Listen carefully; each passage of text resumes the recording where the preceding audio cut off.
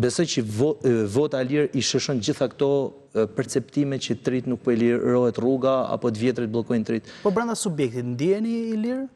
Po tjetër, përderisa vazhdoj me u investu shumë seriozisht në këtë parti politike, unë shoh që është një parti politike që bën zgjedhje, dhe është e vetmja parti politike në Shqipëri që bën zgjedhje.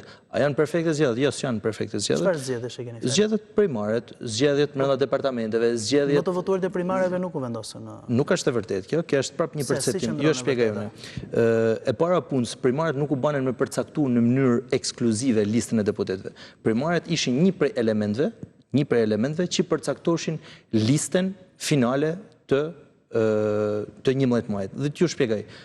Brenda kompozimit listë 11 muajit, nuk jem do thënë ishte lista perfekte, por brenda kompozimit të listë 11 muajit u përfshinen elementi primareve. Unë isha në 4 të votum në Bashkinë Shkodër në primare, isha pjesë e listës.